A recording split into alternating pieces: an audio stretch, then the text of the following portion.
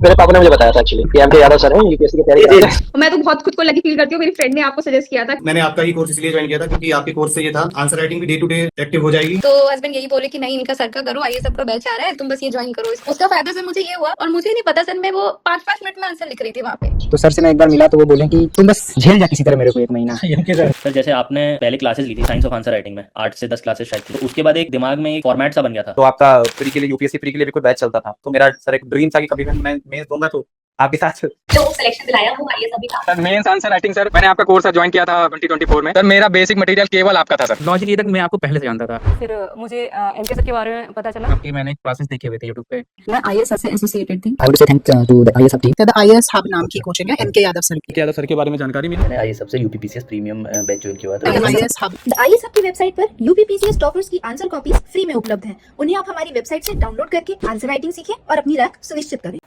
नमस्कार दोस्तों, DKT channel पर आपका स्वागत है।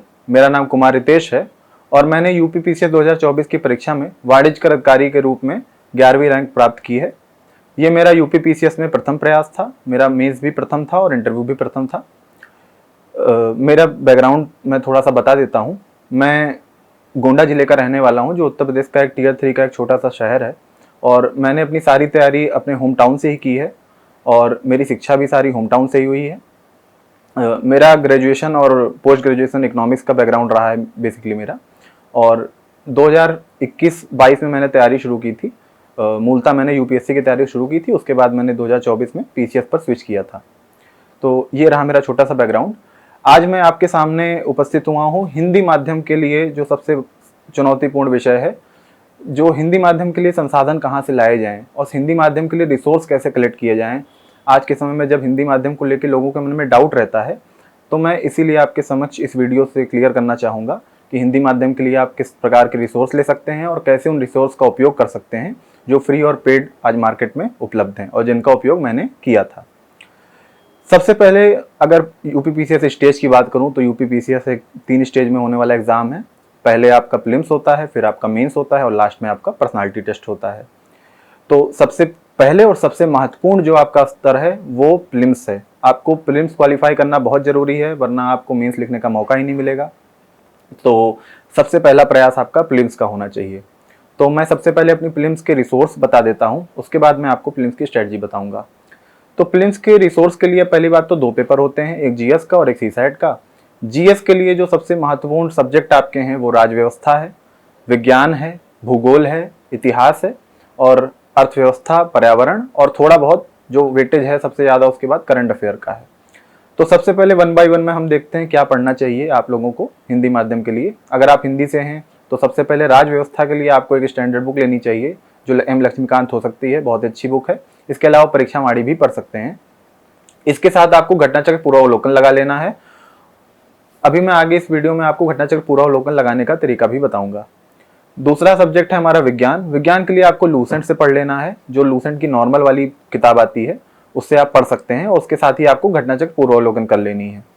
तीसरा सब्जेक्ट आपका भूगोल है, जो कि बहुत इंपॉर्टेंट होता है। भूगोल के लिए मैंने परीक्षा वाणी की किताब का यूज़ किया था और सुदर्शन गुर्जर सर, यूट्यूब पे उनका चैनल है, मैंने उनके वीडियो से मैपिंग और जो इंडियन ज्योग्राफी होती है उसकी तैयारी की थी। चौथा पार्ट आपका आता है पर्यावरण का। पर्यावरण के लिए मैंने कोई बेसिक नोट्स नहीं यूज़ की थी। एक महेश बर्णवाल की बहुत पतली सी बुकलेट आती थी मेरे टाइम में, मैंने उसको ही पढ़ा था। आप कोई भी स्टैंडर्ड सोर्स यूज़ कर सकते हैं, किसी कोचिंग का मटेरियल यूज़ कर सकते हैं। इसके साथ आपको घटनाचक्र पूर्वावलोकन लगा लेनी है, क्योंकि इसमें पर्यावरण के क्वेश्चन बहुत रिपीटेटिव होते हैं और बहुत ही आसान स्तर होता है उनका। पांचवा आपका आता है अर्थशास्त्र यानी कि अर्थव्यवस्था। अर्थव्यवस्था के लिए आपको लूसेंट बेसिक पढ़ लेना है और उसके साथ आपको पूर्वावलोकन कर लेना है। लेकिन जो एग्जाम में ज़्यादातर क्वेश्चन आएंगे वो या तो पंचवर्षीय योजना के होते हैं, या तो विभिन्न जो सरकार द्वारा योजनाएं चलाई जा रही हैं उनका क्राइटेरिया, उनका ईयर क्या है शुरू करने का, और लास्ट में जो विभिन्न प्रकार के ग्राफ होते हैं, कर्व होते हैं, जो विभिन्न प्रकार की शब्दावलियाँ होती हैं, उनके बारे में पेपर में पूछा जाता है। तो आपको प्रयास ये करना है कि आपको इन सब पे अच्छे से प्रिपेयर कर लेना है। करंट अफेयर जो बहुत ही महत्वपूर्ण भाग होता है पेपर का, उसके लिए आपको सबसे पहले तो आय दृष्टि उठा लेनी है, जो वार्षिक उसका संकलन आता है, और उसको बहुत अच्छे से पढ़ जाना है। अगर आप मासिक पढ़ सकते हैं तो अच्छी बात है, किंतु बहुत लोग के पास समय नहीं हो सकता है, जो वर्किंग है या जो किसी काम में व्यस्त हैं वो डेली या मंथली करंट अफेयर नहीं पढ़ सकते हैं। उनके लिए वार्षिक संकलन आई दृष्टि का आता है घटनाचक्र पब्लिकेशन का, उसको आपको यूज़ करना है, उसको अच्छे से पढ़ना है और उसके नोट्स बना लेने हैं या उसी में मार्क करके आपको राइमिंग या कुछ कर लेना है जिससे आप वो याद कर पाएँ फैक्ट, क्योंकि आपको एग्जाम में पहचानना पड़ेगा।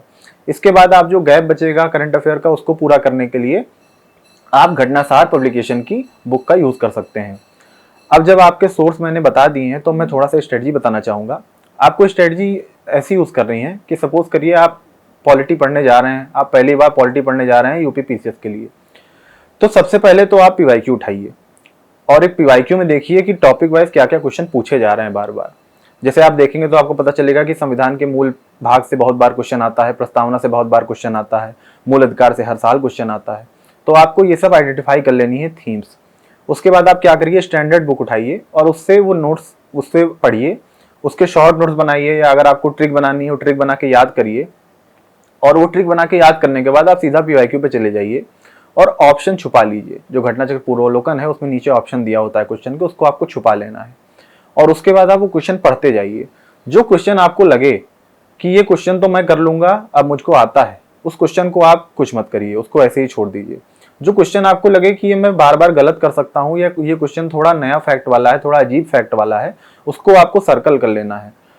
तो अब ऐसे में क्या होगा कि आप जब अगली बार वो चैप्टर फिर से पढ़ने आएंगे, आप जब रिवीजन करने आएंगे तो आपको वो सर्कल वाले क्वेश्चन ही देखने हैं। जो क्वेश्चन पे आपने मार्क नहीं किया है वो क्वेश्चन आपको नहीं देखना है, इससे आपका समय बचेगा।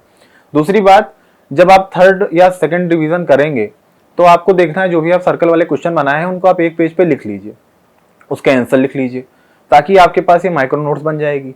और जब आप दोबारा पॉलिटी रिवाइज करने जा रहे हैं तो आपको उस चैप्टर के बाद केवल एक माइक्रो नोट्स पढ़नी है उस चैप्टर की और आपका वो फैक्ट पूरा तैयार हो जाएगा। और इस तरह से आप पूरी घटनाचक्र पूर्वावलोकन स्टैंडर्ड बुक के साथ कर सकते हैं। अगर आप फुल टाइम तैयारी कर रहे हैं तो डेली कम से कम दो सब्जेक्ट तो रखिए, जैसे इतिहास के साथ पॉलिटी पढ़ लीजिए, भूगोल के साथ पर्यावरण पढ़ लीजिए, क्योंकि दोनों मिलते जुलते सब्जेक्ट होते हैं। तो ऐसे 2 सब्जेक्ट का कॉम्बिनेशन लेके चलिए और साथ में प्रैक्टिस जरूर करिए जिसमें पीवाईक्यू और टेस्ट सीरीज आती है। अब मैंने टेस्ट सीरीज का नाम लिया है तो सबसे महत्वपूर्ण जो पार्ट है आपकी तैयारी का वो टेस्ट सीरीज होती है।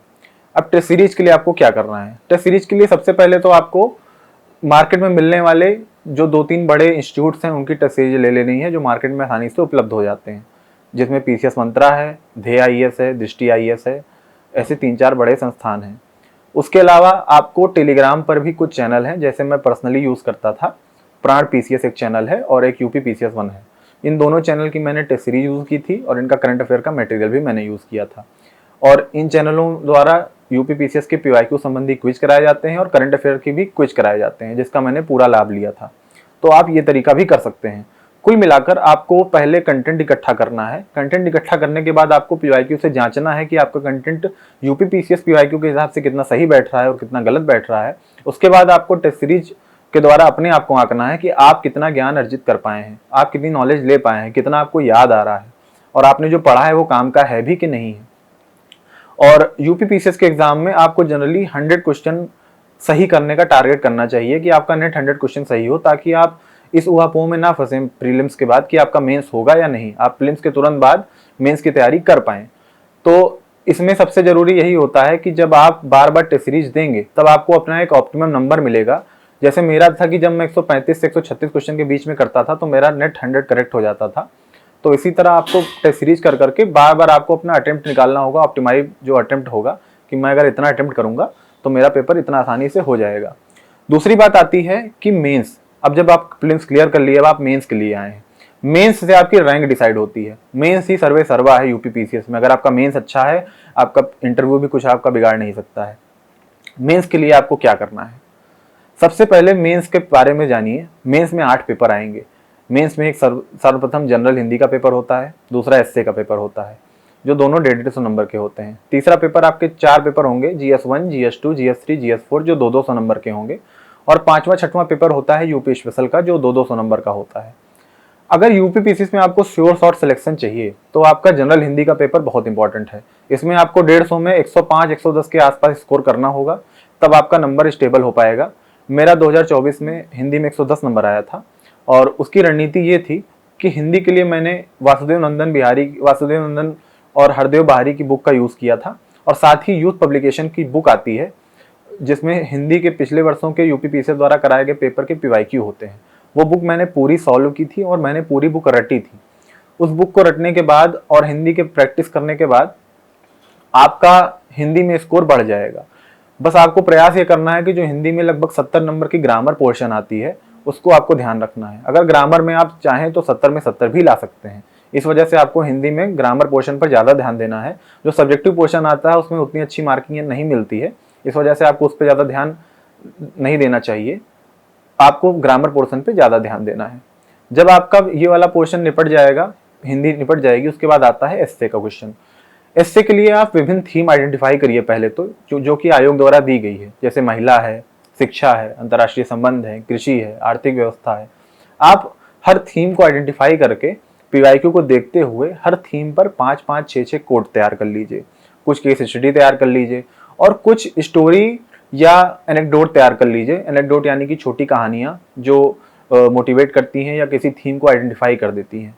और इसके बाद आपको सीधा टेस्ट सीरीज में एस्से लिख के प्रैक्टिस करनी है कि मैं कैसे अच्छे से एस्से फ्रेमवर्क कर सकता हूँ, कैसे फ्रेम बना सकता हूँ, कैसे टाइम में एस्से लिख सकता हूँ, इसका आपको ध्यान देना है। एस्से लिखने से पहले हमेशा 10 मिनट टाइम लीजिए, एस्से का पूरा फ्रेमवर्क बनाइए, कितने शब्दों में, कितने पैराग्राफ में, कितने पेज में क्या क्या करना है, उसके बाद ही एस्से अटेम्प्ट करिए। ये हो गई एस्से की स्ट्रेटजी। अगली आती है जीएस पेपर की स्ट्रेटजी, जो जीएस 1 से लेके 4 तक होगी। मैंने जीएस मेंस के लिए एम के यादव सर का दाइए सब कोचिंग है, उनका क्यूईपी बैच ज्वाइन किया हुआ था और उस क्यूईपी बैच में मुझे क्यूईपी बुकलेट और हैंडआउट दी गई थी। मेरा नोट्स का बेस वही था, मैंने बेस नोट्स उसी को बनाया था और मैंने उस बेस नोट्स को पढ़ के ही अपना माइक्रो नोट्स बनाया था जो 1-1 पेज के थे। फॉर एग्जाम्पल जैसे आपके GS 2 में एक टॉपिक है SHG, तो मेरे पास SHG के 1 पेज के नोट्स थे जिसमें SHG क्या है, SHG से संबंधित एक डायग्राम था, SHG के लिए सरकार क्या कर रही है, SHG की चुनौतियां क्या हैं और एग्जाम्पल क्या हैं, और कुछ बेस्ट केस स्टडी SHG के लिए जो है वो मेरे पास 1 पेज में इकट्ठा थी। तो जब भी मुझे टेस्ट देने जाना होता था या मुझे पेपर देने जाना होता था तो मैं बस उस पेज को रिवाइज करता था, मेरा वो टॉपिक पूरा रिवाइज हो जाता था। तो आपको प्रयास ये करना है कि आपको जीएस के जितने भी सिलेबस आपके दिए गए हैं, पॉइंट दिए गए हैं, उन सभी पॉइंट पर आपको 1-1 पेज के नोट्स बना लेने हैं। और उसके लिए आप किसी बेस नोट्स का यूज़ करिए, वो आप क्यूईपी भी यूज़ कर सकते हैं, उसके लिए आप पीडब्ल्यू का प्रहार भी यूज़ कर सकते हैं, आप दोनों यूज़ कर सकते हैं जो रेडीमेड आ रही है और ये हिंदी मीडियम में आपको उपलब्ध हो जाएंगे आसानी से। इसके बाद जब आप जीएस पेपर तैयार कर लेंगे तो आता है जीएस पेपर 5 और 6, जिसके लिए आपको सबसे पहले तो यूपी स्पेशल का अच्छे से ज्ञान होना चाहिए, यूपी के मैप का ज्ञान होना चाहिए और आपको प्रैक्टिस करनी चाहिए कि आप यूपी के मैप में किसी भी जिले को उंगली रख के पहचान सकें तुरंत। तो इसके लिए आप सबसे पहले क्या करिए कि मैंने पीडब्ल्यू ओनली आईएएस की बुक उठाई थी जो पेपर 1 और पेपर 2 दोनों के लिए आती थी, यूपी स्पेशल के लिए। उसको मैंने पढ़ा और उससे 1 पेजर नोट्स बनाए। उसके बाद मैंने ज़्यादा से ज़्यादा टेस्ट सीरीज लिखी। मैंने यूपी पेपर 5 और 6 के लिए लगभग 10 से 20 टेस्ट सीरीज लिखी थी, जिससे मेरा पूरा सिलेबस 2 से 3 बार कवर हो गया था। और इसीलिए मुझे यूपी स्पेशल पेपर में पेपर 5 में 110 नंबर और पेपर 6 में 115 नंबर मिले थे, जो मुझे पहले से कॉन्फिडेंस था कि मेरा वो पेपर अच्छा जाएगा, क्योंकि मैंने उस पर बहुत प्रैक्टिस की थी। उसके साथ ही आपको हर पेपर में प्रयास करना है कि आप यूपी स्पेसिफिक डायग्राम डाल सकिए, यूपी का मैप बना पाइए या यूपी स्पेसिफिक डाटा या एग्जाम्पल दे पाइए, जिससे आपका एग्जाम जो आंसर है वो जनरल ना लगे बल्कि वो स्पेशल यूपी का लगे। क्योंकि यूपी पेपर 5 और 6 का जो पेपर है उसका सिलेबस अगर आप देखेंगे तो वो GS 1, 2, 3, 4 का ही एक्सटेंशन है। सॉरी, पेपर 4 नहीं आता है उसमें, GS 1, 2, 3 का ही एक्सटेंशन पड़ता है। तो आपको यही प्रयास करना है कि आपके पास यूपी स्पेसिफिक वैल्यू एडिशन होना चाहिए, जिससे आपका कंटेंट बाकी लोगों से अलग हो पाए। जब आप इतना चीज कर लेंगे तो अब बारी आती है अपने कंटेंट को जांचने की। कंटेंट को जांचने के लिए आपको सबसे पहले टेस्ट सीरीज लगानी है सेक्शनल वाली। फॉर एग्जाम्पल आपने GS 1 तैयार कर लिया, आपके GS 1 के नोट्स तैयार हो गए, तो अब आपको ट्राई करना है कि आप GS 1 की कोई टेस्ट सीरीज ज्वाइन करिए जिसमें सेक्शनल टेस्ट होता हो, जिससे आप अपने नोट्स को प्रिपेयर करके जाएंगे। जो आपने 1 पेजर नोट्स बनाए हैं उसको आप प्रिपेयर करेंगे और टेस्ट में जाएंगे, उसको लिख के देखेंगे कि मैं कितना कंटेंट उतार पा रहा हूँ अपने नोट्स से और मुझे क्या चीज़ याद करने में दिक्कत हो रही है, मेरी स्पीड कैसी आ रही है। जब आप ये जांचेंगे तो आपका सेक्शन बाय सेक्शन पेपर तैयार होता जाएगा। और जब अंत में आप सारे सेक्शन तैयार कर लीजिए तो आपको तैयार करना हो, उसके बाद आपको फुल लेंथ टेस्ट देना होता है। फुल लेंथ टेस्ट में आप पहले 1-1 दिन वाला टेस्ट दीजिए और मैं ये सलाह दूंगा कि रियल एग्जाम से पहले कम 1 महीने पहले आप सिमुलेटर टेस्ट दीजिए जो रियल टाइम के इन्वायरमेंट में होते हैं, यानी कि सुबह 3 घंटा और शाम को 3 घंटा 3 दिन लगातार वाले पेपर होते हैं, वो जरूर अटेम्प्ट करिए। मैंने ऐसे 2 पेपर अटेम्प्ट किए थे जिससे मुझे एग्जाम टाइम में सिमुलेट करने में बहुत आसानी हुई। मुझे पता था कि कितना स्ट्रेन पड़ने वाला है हाथ पे, क्योंकि अपने आप में एक दिन में 6 घंटा लिखना बहुत बड़ी चुनौती है, तो आपको इसके लिए पहले से तैयार होना पड़ेगा। तो कम से कम 2 सिमुलेटर जरूर दीजिए आप, जिससे आपको पता चल सके कि आपको एग्जाम वाले दिन क्या करना है। दूसरी बात, जब टेस्ट सीरीज से आपका कवर हो जाएगा तो टेस्ट सीरीज का जो सॉल्यूशन मिलता है उससे भी आपको कुछ वैल्यू एडिशन मिलेगा, और उसको आपने नोट्स में ऐड कर लीजिए। अगली बार जब भी आप आंसर लिखेंगे तो उसको ऐड करिए। इन सब के अलावा मेंस का पीवाईक्यू का बहुत अहम रोल है, क्योंकि पीसीएस में मेंस का पीवाईक्यू बहुत ज़्यादा रिपीट होता है। स्पेशली अगर मैं बताऊं तो ज्योग्राफी का, सोशल स्टडीज़ का, इन्वायरमेंट का, साइंस का, ये सब पीवाईक्यू बहुत ज़्यादा रिपीट होता है। तो आपको पीवाईक्यू भी अच्छे से करना है। पीवाईक्यू में कुछ जो स्टैंडर्ड क्वेश्चन उनका नोट्स बना लीजिए। अगर सॉल्व पीवाईक्यू मिलते हैं तो उनसे नोट्स बना लीजिए, पॉइंटर बना लीजिए, ताकि आप पीवाईक्यू के लिए एकदम तैयार रहिए। पीवाईक्यू अगर आपका तैयार है तो यूपीपीसीएस में आपका सिलेक्शन की संभावना बढ़ जाती है। अब जब आप इतना चीजें कर लेंगे, आप टेस्ट सीरीज दे लेंगे, तो आपको प्रैक्टिस करनी है डेली आंसर राइटिंग की। जब आप तैयारी स्टार्ट करेंगे, डेली आंसर राइटिंग क्यों जरूरी है?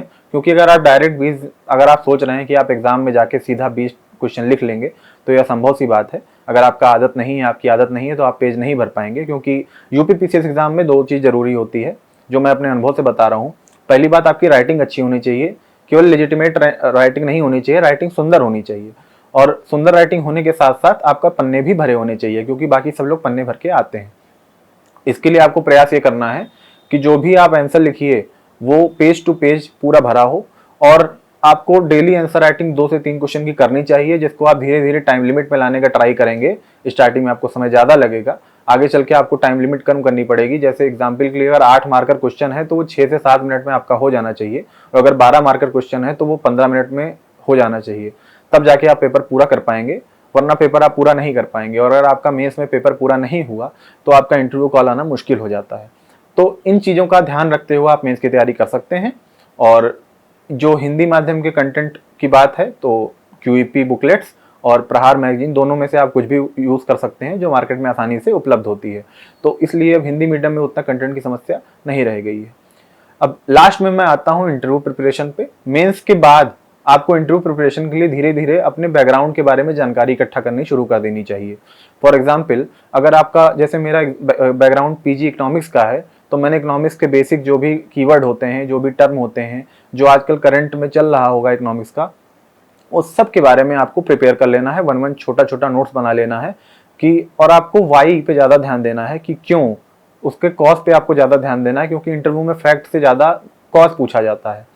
तो पर्सनालिटी टेस्ट के लिए आपको अपना बैकग्राउंड अच्छे से तैयार होना चाहिए, प्लस आपका करंट अच्छे से तैयार होना चाहिए। और इसकी सबसे अच्छी स्ट्रेटजी होती है जो मैंने अपनाई थी। मेरा एक दोस्त है जो अभी पीसीएस में वर्क ऑफिसर के पद पर चयनित हुआ है। मैं उसके साथ डेली डिस्कशन करता था शाम को वीडियो कॉल पर, और हम लोग आपस में एक इंटरव्यू की तरह आपस में बात करते थे सेम क्वेश्चन पे, जिससे हमको एक दूसरे का फेशियल एक्सप्रेशन, हम लोग कौन सी वोकेबुलरी यूज़ कर रहे हैं, इस सब पे हम लोग ध्यान दे पाते थे अच्छे से। तो कुल मिला के आपको प्रीलिम्स और मेंस और इंटरव्यू के लिए जो मैंने सोर्स बताए उस सोर्स का आप यूज़ कर सकते हैं।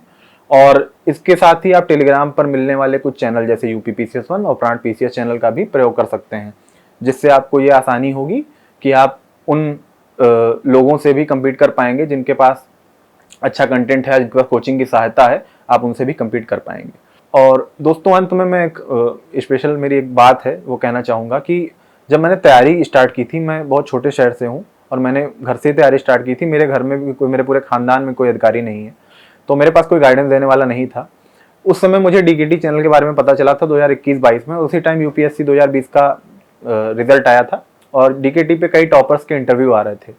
तो मैंने लगभग 100 से 150 वीडियो देखे थे 1 महीने के अंदर, और मैंने उसकी नोट्स बनाई थी कि कौन कौन क्या क्या कह रहा है। फिर बाद में मुझे पता चला कि कैसे कैसे तैयारी करनी है, और इस मामले में पूरी तैयारी के दौरान मेरे ऑप्शनल में मैं ऑप्शनल कैसे पढूं, प्रीलिम्स कैसे दूं, कौन सा पेपर कैसे करूं, आंसर राइटिंग कैसे करूं, छोटे छोटे चीज़ों पर जिस पर कोई जानकारी नहीं उपलब्ध थी। यहाँ तक कि मेंस में कौन सा पेन यूज़ करूं, इस पर भी डीकेटी पर एक वीडियो पड़ा था, मुझे याद है आज भी। तो डीकेटी ने मुझे पूरी सफ़र में बहुत साथ दिया है, और आज मेरे लिए बहुत गर्व का विषय है कि मैं डीकेटी के माध्यम से वापस लौटा पा रहा हूँ ऑडियंस को जो मैंने डीकेटी से सीखा है। डीकेटी जिस प्रकार मुझे सहयोग किया था, मैं और किसी के काम आ पाऊँ, मैं अपनी स्ट्रेटजी बता के और हिंदी माध्यम के विद्यार्थियों की सहायता कर पाऊँ। तो ये मेरे लिए बहुत हर्ष की बात है। तो ये अवसर मुझको देने के लिए डीकेटी का बहुत बहुत हृदय से धन्यवाद।